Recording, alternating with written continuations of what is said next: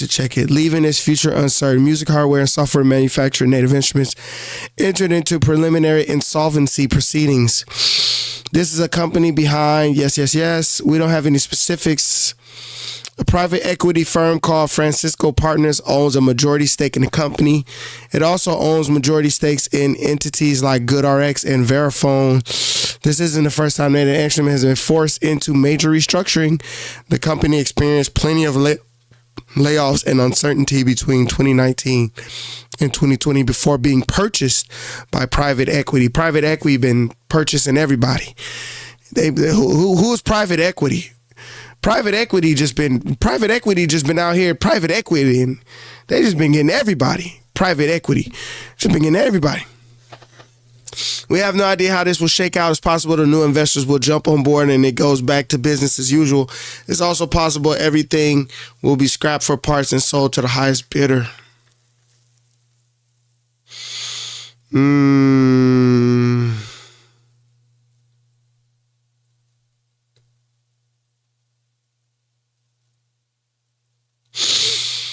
Akai, oh, look what they saying. They said if the company's robust line of software goes up for sale, it's likely that Akai is the best bet. It has already begun incorporating Native Instruments software into MPC machines. Look at that. Look at that freaking Akai. Look at that MPC 1. Look at that thing. That's gorgeous. Look at that thing. Ooh.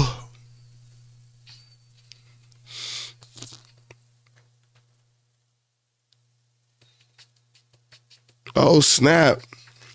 Oh, they going crazy.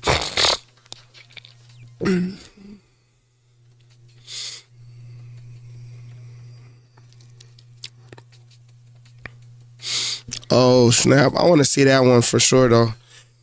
MPC 1. That thing looked tight.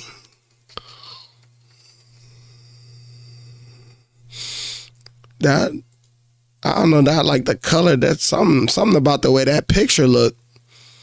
It just looked tight.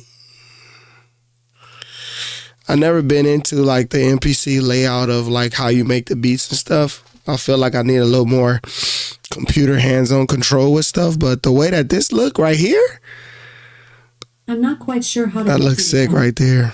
That looks sick. $6.99. That looks sick. Now that is some interesting. Okay. Let me gather my thoughts. I don't know what it means for Native Instruments. Native Instruments has already been, bought out by a private equity firm. You got people that's, making decisions about the company, basically. Just same as what people were saying about Reason. People was real upset. People was real upset about the decisions that Reason was making. And it seems like we kind of like right back in that same situation with Native Instruments, with people, who knows what the future of it is about to be. We got the problem with the solvency, I guess, is they got to do some restructuring now. MPC XL, I might have to look at that. So in general, insolvent means it almost sounds like bankruptcy. It sounds literally like bankruptcy. It sounds like, so when a company is insolvent, it sounds like it's like that step right before bankruptcy. That's what it sounds like. It says being insolvent means an individual or business can't pay their debts as they come due. So I've been insolvent for years, by the way, just so that, what I'm saying, just keep it real with you. I've been insolvent myself for many years. It says either because of their total liabilities exceeding their assets, balance sheet insolvency, or they lack sufficient cash flow insolvency. leading to potential bankruptcy or restructuring options like a CVC, company voluntary agreement, to manage debt over time, include missed payments, creditor actions, and financial statements showing more debt than assets. In other words, it sounds like Native Instruments is about to hit a payday loan. They finna go hit up a payday loan so that they can get, you know what I'm saying, in the black. Sounds like they are in the like burgundy red, like, and things are not looking good for Native Instruments. And as has been pointed out, this is not the first time. They also had a problem like this back in 2000. Now, it's very interesting that Native Instruments is going through this, and Akai has been doing some mergers with, not mergers, but Akai has been doing some collaborations with them with the MPC One, and we already see they're using some of the Native Instrument sounds in MPC. I think that doesn't happen if we doesn't have this solvency issue, or maybe it's birthed out of both of them, right? Like, that's something big that could come from the two of those things, the two of those companies working together. So that's pretty exciting. This comes on the heels of, before them, Reason. I mean, maybe Reason was going through similar issues or headed that way, and that's why Lander was able to swoop up and purchase them and do a merger with them.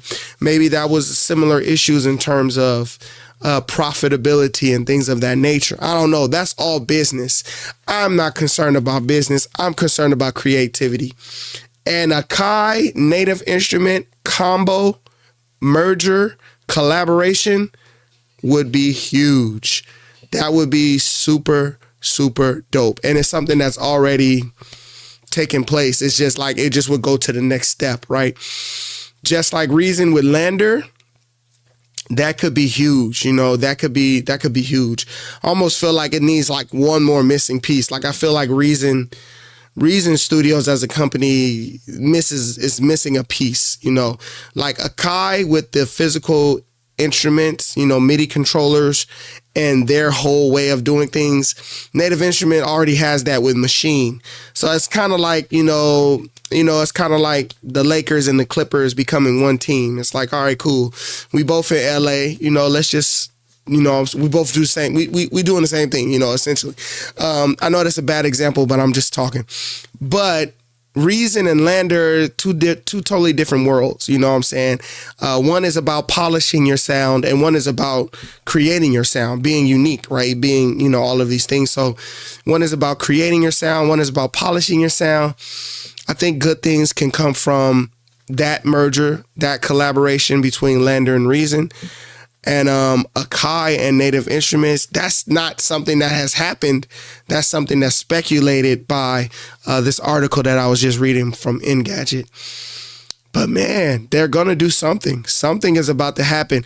And it's something because Native Instruments is already, they're trying some different things. They're trying some sales. They're trying some bundle packages. They're trying even the subscription service. They have been trying all of these things to give back to the community, I believe, to make it affordable in some way, shape, or form. They have been doing that, and it just kind of seems like, I don't know, it's not working and or it hasn't been enough. So now we're looking at it to say, okay, we might have to make some more moves, some more changes. I had Native Instruments subscription package. I was paying $10 a month. Honestly, in the new year, I cut it off. I cut it off somewhere in the last year, actually, somewhere around like November.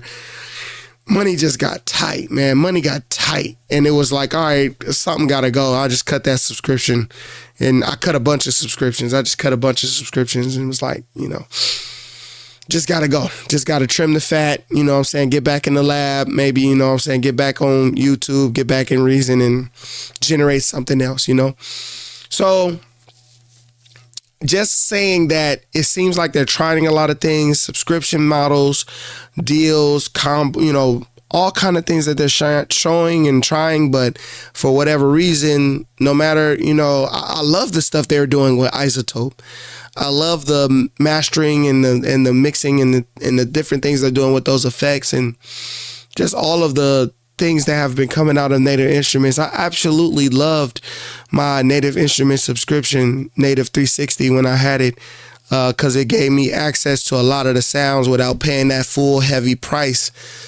And I loved it. I love their products in general, man. That's amazing to me that that's their issue. I wouldn't think that their issue would be we don't have enough money. I'm looking at it like, how do y'all, what's going on? Y'all, I thought they was balling. I thought they was fine. But, you know, it just goes to show you never know what's actually happening in somebody's house. You never know.